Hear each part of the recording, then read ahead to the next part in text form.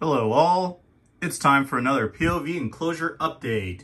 Or upgrade, I guess you could say. It's an upgrade, haha. But in this case, we are doing our Japanese rat snake, the probable male. So there he is. Hopefully this will focus in on him a little bit. There we go. Sorry, it's a little shaky. I still haven't replaced the rig for the new camera. It's a lot bigger, so need a new one of those. But, so sorry, the window is open right now.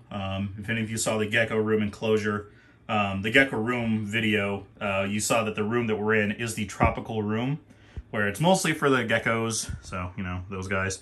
But it's also really great for the old world rat snakes that like it a little bit cooler, like the high humidity. So these guys, they can get upwards of 4 feet long and are fairly arboreal, so I'm going to give him this larger cage. As I zoom out. So there we go, there's this larger cage. It's the larger, these are the Zoom Ed, which have turned to be a little bit more delicate than the Exoterras than I would have liked, but that is okay for this purpose. But these guys can get pretty big, fairly large arboreal, so there's this whole big thing. So we have this nice little stack that we're gonna do other fun stuff with as time moves forward. But this quick little update just gonna show what he's moving into. So it is near the window, which I know some people will frown upon, and there's a lot of good reasons why that is, between temperature fluctuations and other things like that. But I have been monitoring this pretty well, and the fluctuations over 2 seasons now, between late summer to now what is going to be soon early spring, the temperatures stay fairly consistent, including in the hot spots by the window and not, although this will definitely be the warmer side. Throughout as the day cycles, that will be the cooler side. So there he is. We just popped him in here, and he's not really moving around because he's not really sure what's going on. And I apologize, this might be a little bit kind of weird because I have to kind of walk around.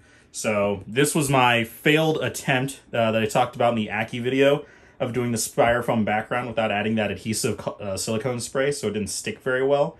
But it will work enough for what I'm trying to do here. So we're going to zoom out really quick again. So here's the full thing. So we're going to give him 2 hides, one on the warm side, one on the cool side, water dish. He never submerges because he doesn't really need to, because the humidity in here, zoom in, there we go. 77 degrees in here, which is a little on the warm side actually. It's normally 74, 75. And then the humidity is 63, and that's with, I had the door open and the humidifier is turned off right now. So there's that. But still moving stuff around constantly, as you guys probably know and do yourselves as you move stuff around, even if you don't have reptiles, just like in your living room. But over here, I digress as I walk around the pond, so I apologize for that. We also have this cool little kind of enclave that I was going to have live plants in, but it didn't really work out too well for that, so it'll be a cool little perch for him if he wants. Hey, little guy. Yep, there he goes. But fairly heavily planted, and then, you know, we have these branches here, and then that up there is actually the stalk of like a fake frond right there, but I have it secured pretty well where he could put his entire body, although once he gets, you know, to full mature size, he may pull it down, and we'll address that when we get there. But, you know, it's pretty, you know, pretty sturdy. He can't pull it down yet and can't for a while, but a nice, fun, little, heavily planted, full cover area to where, so a lot of you would say, wow, that snake is kind of small. Wherever he is, he's right there. There he is. Kind of small for the size of an enclosure. Well, it turns out, I mean, misinformation isn't necessarily the best term I like to use for that, but there's some misconceptions to where you can have a larger, even glass, completely like visible, clear enclosure as long as you do it correctly, which in this case, multiple hides, lots of cover, lots of things for him to move around with and feel secure, even in this wider open area. So he's never been in one quite this big, and then the rhino rat snake is actually going to move into his old enclosure after I clean it out, and that'll be the upgrade. Although eventually my hope is I will get another female and another male, because they can cohabitate if given enough size with enough cover, which I'm going to do with this one right below it. Or at least a pair, which would be really cool. I always like trios and hope for the odds, because I would love to be able to breed rhino rat snakes because they're so cool.